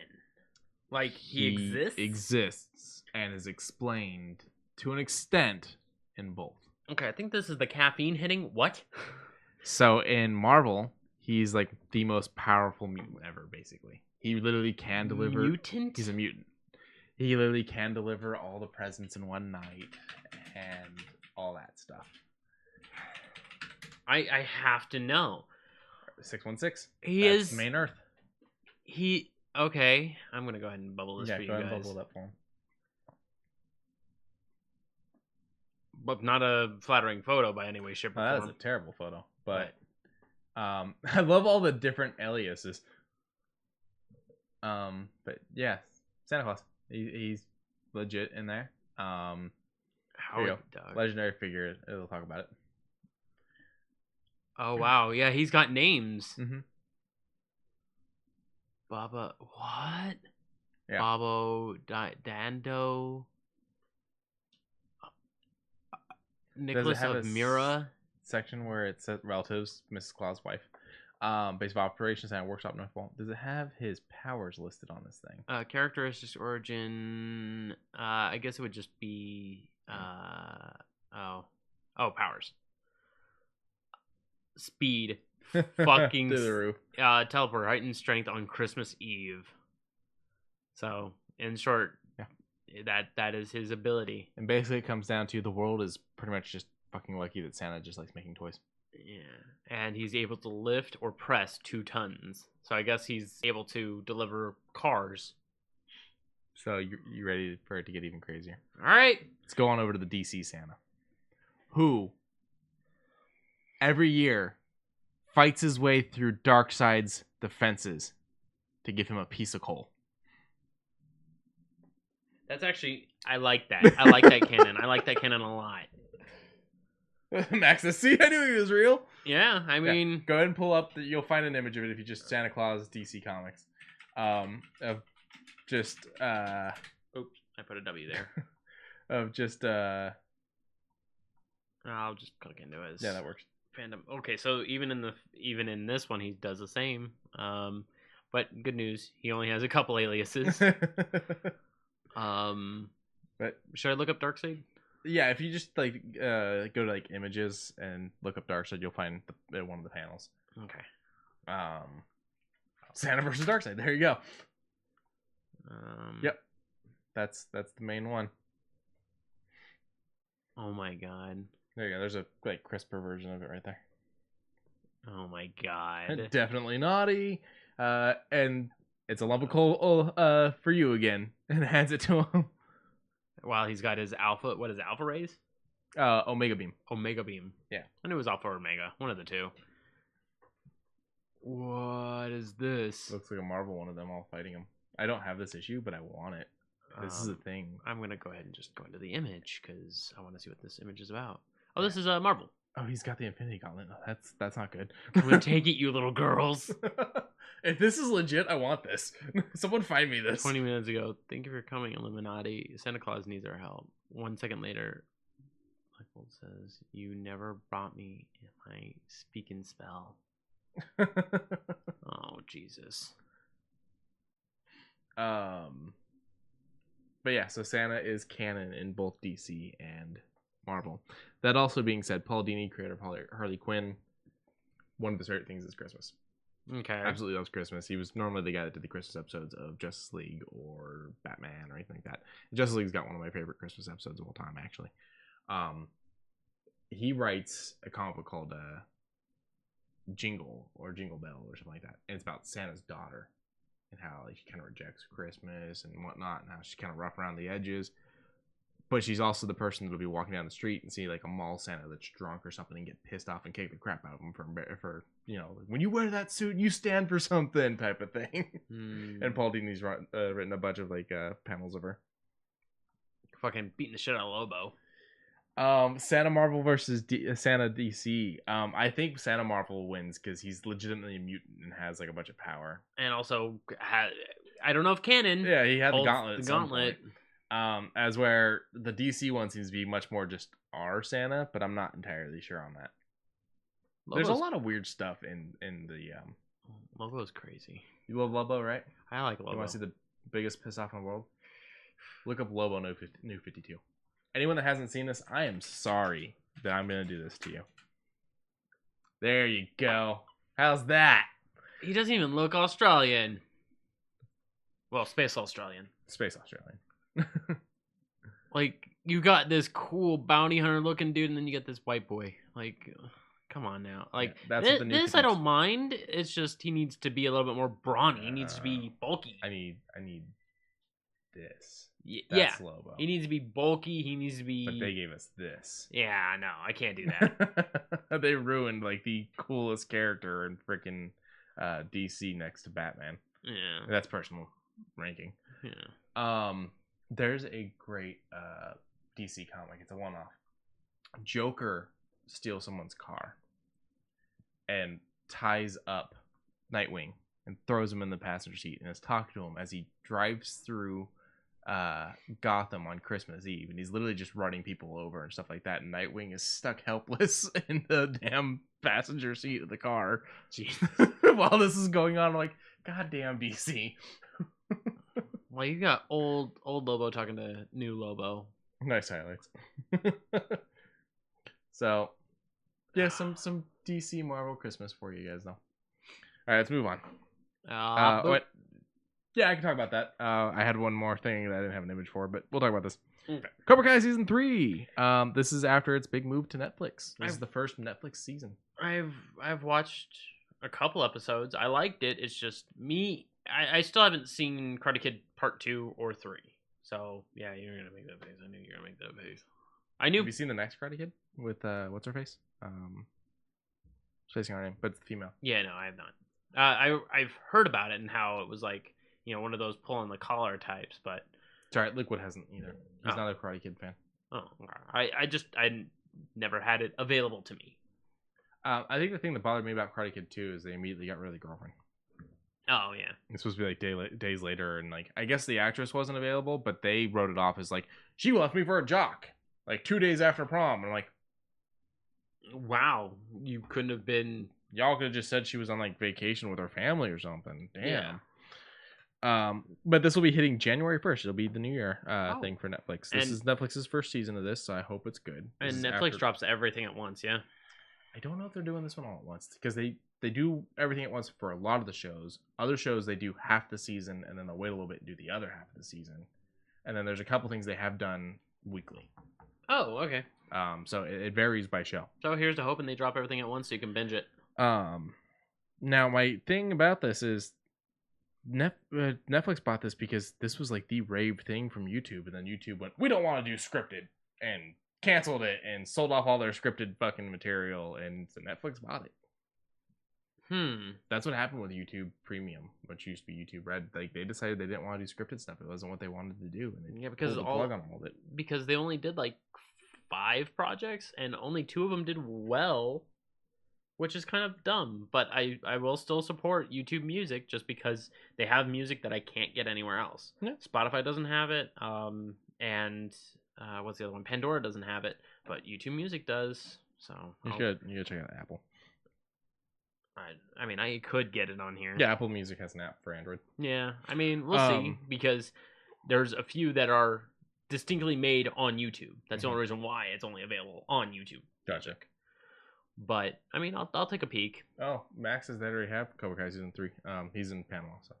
Okay, 3 days early. Well, yeah, 3 days early. I mean, that's great. No, there's 31 days this month. I know, but we're almost done with today. Okay. What do you got next there? I'll talk about my last 2 things here in a second. Okay. So you and I like Lego, right? I love Lego. I got a few sets that I need to build still that I think I'm going to sit down and build one of these days. We love Lego. Legos are great. Do you know Duplo actually connects to regular Legos? And vice versa? They're designed to work together. I never knew that. Yeah. Interesting. So what you can do is you can use Duplos if you got a big thing that you need to do. And it fills the middle. Yeah, make them the filler in the middle. And then do the regular ones on the outside. Holy shit. I never knew that. Yeah. Because they're like 5 times, 6 times the size, so it would like that, fill it. Okay. But even still, 50,000 bricks were used to build one of my favorite paintings. Hamamura? I'm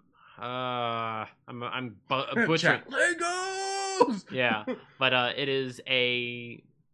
It's the waves. It's the waves. famous Japanese, right? Yes. Japanese waves. I've got Godzilla mugs with this and everything. I've always loved the way these waves look. Yeah, and it goes down into, he does, like on his Twitter, he does a breakdown of it's beautiful. How it looks, and then he, of course, does other little tiny projects.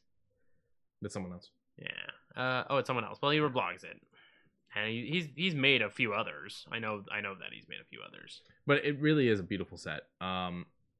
It made from a beautiful painting, and it's one of those things where it's like, shit, I'd have that in my house as art. Where the fuck would I put it though? That ain't gonna fit anywhere. I would love to be able to do things like this. I don't know that I have.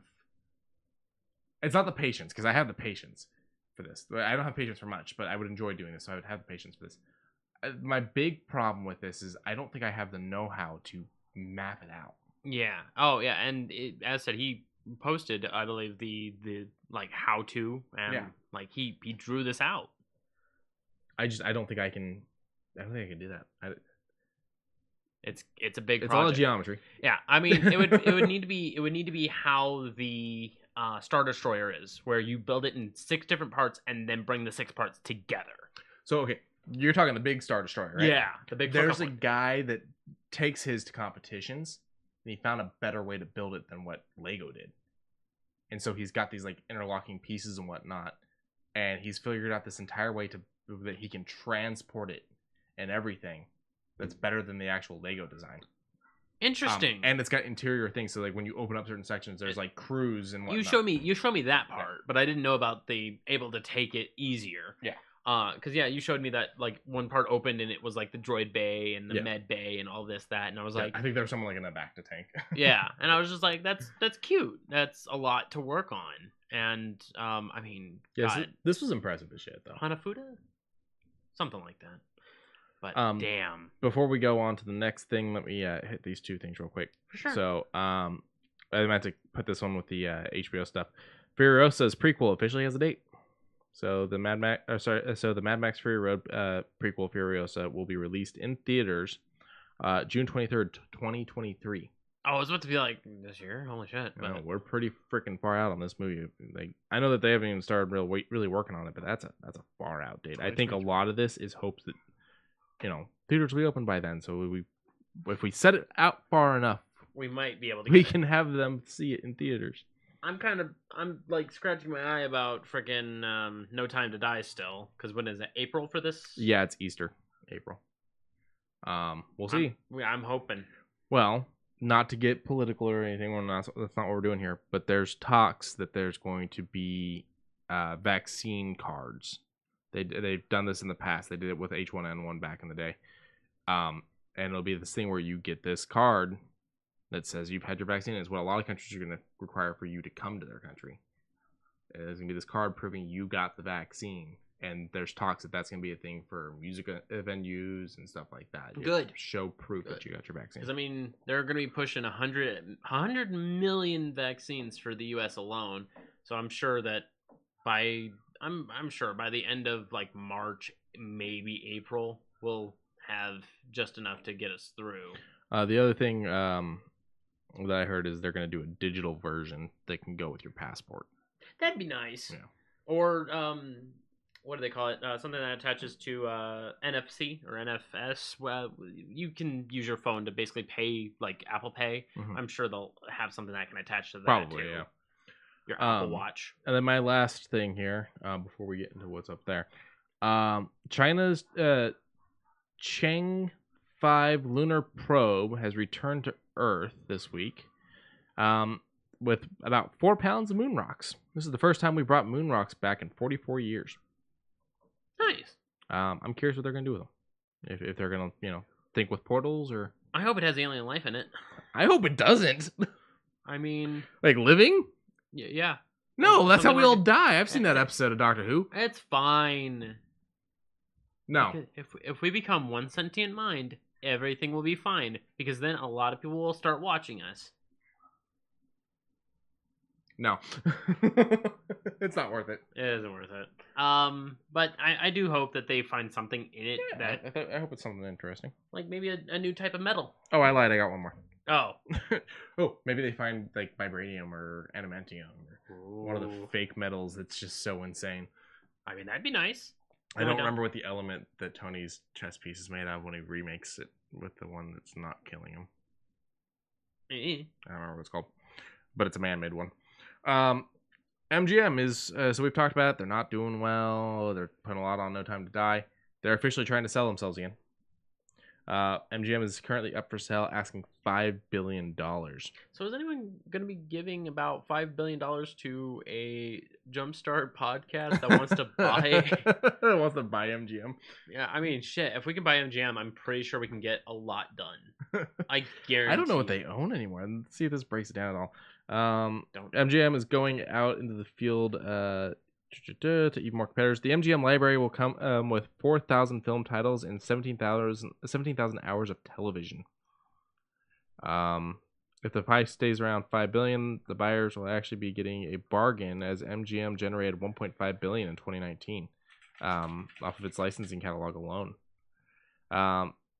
Comes complete with the Rocky and Creed franchise, James Bond film collection, Gone with the Wind, which I thought Warner Brothers owned, and the Handmaid's Tale, just for a couple of things.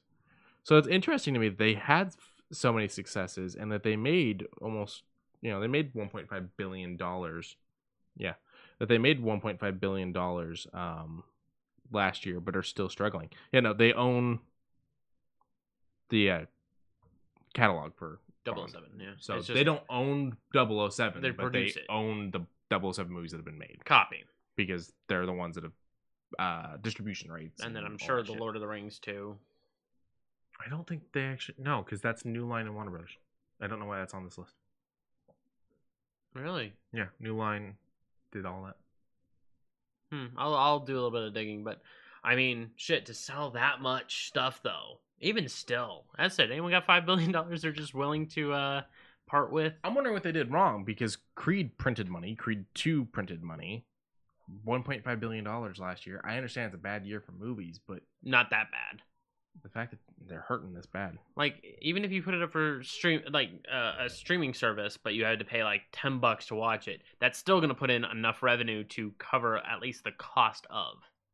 Like, even if you're making back the money, sure, it's not going to be a success, but it's still going to be enough to pay off what the movie is, just so that way you can make it through the hard times. Saying it's not gonna do well because AMC's closed, Regal's closed. We don't have any way to get this out to people. AMC is still open. AMC is all, yeah, but what is it? Limited seating though? Yeah, it's, whatever your state's occupancy requirements are. Okay, but even still, it's less than, you can't fill up the entire thing. What I'm saying is you can't fill up the whole entire thing. You're not going to make the quote-unquote box office. That's the other thing I don't get. Why does it have to be that we have to make all the money at once? If you were to release Bond and drive-ins, people would go see it. People would pay to see it, and you make some money. And then when the theaters actually open, release it there, and you're going to make more money. And then just make the money gradually. It's not like you can't repeatedly make money off of something. Look at fucking what Avatar dickhead's talking about doing. I don't want to watch it. He's talking about re-releasing Avatar so that it beats Endgame because he wants his movie to stay the top. And it's like, okay, yeah, you'd make more money, but when you're talking, box office gross, you can really only call it the first time around. But apparently it was produced by production company. Okay, well, then there's New Line, like I said, but I'm pretty sure it's owned by Warner Brothers, though. Okay. I mean, it's a production company. They can produce whatever they want because I'm sure Bill and Ted probably followed suit with it, and then there's a sequel to that coming out. I'm neutral. Like I haven't seen it, but I watched the trailer and I just wasn't pulled by it. We're talking about Tomb Raider, by the way. Did you like the new games? I like the new games to a small extent. I never really dug into it. Like I almost beat the first one. I played all three. I enjoyed them. Yeah, they seem fine. They got better as they went. But I'm talking like the trailer for the 2018 Tomb Raider did not appeal to me in any way, shape, or form. I felt like it was supposed to be the movie of the game. So yeah, maybe that's why I didn't. Maybe because I don't know it enough. Maybe. All right, what's our last thing up there? Whoop! Let me press that. Let me slide over to that. Oh snap! Coming to America 2. No, we just watched the trailer just before starting up. Yeah, it's Coming to America. Yeah. Coming number 2, America. Everyone's back for it, it seems. And then some. Yeah, you got James Earl Jones is back, Eddie's back, Arsenio Hall's back. They've added Wesley Snipes and a bunch of other people. Mm-hmm. Eddie's playing all the old guys in the barbershop again. Arsenio's playing a bunch of characters. Eddie's playing other characters he hasn't played, like new characters and whatnot. Black Elvis. At least I think that was what it was. I think that's supposed to be the guy that his wife was supposed to marry in the first one, but I could be wrong. Oh, it could also be like the preacher. There was like a preacher or something. It's been a while since I've seen it. I've never seen Coming to America. I thought you said you had, because I even showed you the scene that referenced in. You showed it to me, but I never. I could have sworn you saw the movie. Okay, well, Coming to America now makes the list. March 5th on Amazon Prime. Prime is what surprised me about that. Like, Amazon's doing a lot of really good work because they have 4 animated features in the next year. One of which is the Critical Role Legend of Vox Machina, and I'm like, Amazon, you are making deals. They're just a platform for that one. I know, but I'm just saying that it's going to them first. No, I know. I'm saying they're just a platform for that. It's not. They're not writing it. They didn't raise the money. That was the Vox guys. You know. Yes. Okay, you are correct. But I'm just saying that everything is going to Amazon Prime right now, and Amazon Prime's like, hey, you already got your 2-day free shipping. Might as well have some entertainment with it. Yeah. I have no problem with this. I hope that a lot of people watch if they enjoy D&D. I hope they do watch. People are gonna watch it. Oh yeah. They put up the money for it. I was gonna say, even if they don't, I mean, the money didn't cost them anything. People made the money for them. Yeah. So, and I mean, the teaser that they had, their behind the scenes teaser, it was actually really entertaining. You can see how batshit insane Sam Riegel really is, even when the cameras aren't rolling. But back Coming to America. Oh yes. It looks good. I'm gonna watch it. I loved Coming to America when I grew up. Probably shouldn't have watched it when I was a kid, in retrospect, but whatever. And I think it'll be a fun sequel to see. I'm also just glad to see Eddie doing something other than freaking Shrek. Oh yeah. We haven't really seen much from Eddie. It's been it was all that Shrek stuff for so damn long, and a couple movies that didn't really hit well, and more Shrek shit, and then nothing. Right. Apparently my sound's on, which is concerning because I don't turn the sound on my phone. Sorry about that, guys. But now thinking about it, Amazon's put out a... What? Really? I'm trying to get my phone out of my pocket to turn that off. But, like, now thinking about it, Amazon's put out a lot of good stuff exclusively. The Expanse, I've heard a little bit about. I haven't really dug into it, I will admit. I should, because I was told that I would like The Expanse. Yeah, but then they go through and they make something like Utopia, a show about, like, the end of the world that they decide to release during a pandemic, and so everyone doesn't want to watch it, and then they cancel it and don't give it a second season. Right, but then again, you also got The Boys, which everyone freaking likes. So yeah. It's I'm enjoying The Boys, but at the same time, it's like, holy crap, can something happen in the fucking show? You're right. But then on the open and closed, if it's doing well, they support the shows that are doing well. Mm-hmm. Utopia may have been a bad luck one for them, and they're like, we don't want to take that risk. I didn't like the way they treated The Tick. The Tick did get... To be fair, that was one of their first ones. Well, we're going to film an episode. If you like it, we'll make a season. Oh, you liked it, so we'll make a season. Then we're going to sit there, and we're going to wait a year, and we're going to drop the second season pretty much at the year mark, which is how shows work. But we're not going to tell you we're dropping it until we're dropping it so that, you know, no one gets excited for it and so no one goes and fucking watches it and then go, oh, well, the ratings are low, so we're going to cancel it. Yeah, I will give you that. I don't think they believed in the project, and I think they were purposely trying to kill it.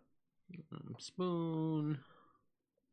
I will give you The Tick. They did screw over The Tick. I'm not going to watch Borat. I didn't like... I was not interested in the original. I'm not interested in their new one. Yeah. The Boys. Men on the High Castle is another one. Is that still going? No, they ended that. Okay. But I believe it ended. I don't know. I still haven't watched the second season, so I'll take another hit. But as far as I know, that was supposed to be the second and last. I want to see season 3 of The Boys when it comes out. I will sit down and watch it, but it's one of those things where it's like it's getting harder for me to want to sit down and watch every week's episode because it's like I have to watch them, otherwise I'm gonna get spoilers. But you're just not pulling me in because the show's not achieving anything. That's one I want to see. The new one, True Seekers, with Nick Frost and Simon Pegg on Prime. That looks fun. Okay, yeah, I didn't even know this was existing, but like I fucking love Nick Frost and Simon Pegg. Those two are two of my favorite actors, even though they're not. I mean, would you consider them actors, even though they pretty much play themselves in everything? Pegg is Scotty. Yeah, okay, I'll give you that. And Nick Frost was in Kinky Boots. In what? It's a movie based off of a true story. It's also a Broadway show. It's called Kinky Boots. It's about a shoe company that made handmade shoes that was struggling financially. The owner passed away. The son took over, and the son was trying to figure out how to save the company. And he had a drag queen. And she basically explained to him, women's shoes don't work for men's feet. And they talked, and they decided his company would make shoes for drag queens. And so they made women's shoes in men's sizes, essentially. Okay. And it's what saved the company. Then I retract my statement. I apologize. There's a great scene in the movie where he goes through and he makes the first pair himself because he's very uncomfortable about it and he's trying to keep anyone else from knowing it. So he makes the first pair himself, shows the drag queen, and immediately she looks at him and she's like, these are terrible. She's like, these are the ugliest things. Because, like, he doesn't know anything about women's shoes, and so he just makes this ugly ass pair of boots for her. And then here's one of the ones that are Invincible, the animated show to the Robert Kirkman comic. Yeah, that's coming comic's really good. Yeah, so I mean, we're getting, as I said, I think 4 animated features. You either need to completely stay away from spoilers and watch this, or you need to sit down and read it because it is good, and I don't want you getting spoiled on it. Okay. I don't know how faithful this is going to be because Kirkman's in control, and he's the one that's in control of Walking Dead, and he still really changed that from the comic. But the big thing in it, I don't think he's going to change. You can't change it. You got to keep it. Oh, there's a big thing? There's a big thing. There's a big thing? Like, are we talking on a scale of 1 to 6 Sense plot twist? It's not. It won't hit you as hard as Sixth Sense hit people. Okay. But it is one of those kinds of...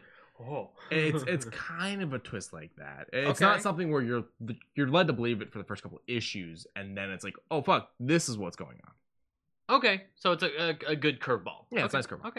Okay. Then yeah, I will probably check into it. As I said, he also uses the comic to call out other comic book artists for things like in a bad way. Yeah. Well, he's calling them out for bad things they've done as comic book artists. So there's a thing where like he goes to the kid goes to a comic book shop and he's talking to the artist at the shop that's doing signings, and he's like, what's this whole thing about like doing like multiple of the same thing? And he goes, because you don't have to redraw it, you just use the image multiple times, you still get your point across. It's a lazy thing to do. And then it follows him just standing there staring at him for like 5 panels. It's the same image of him just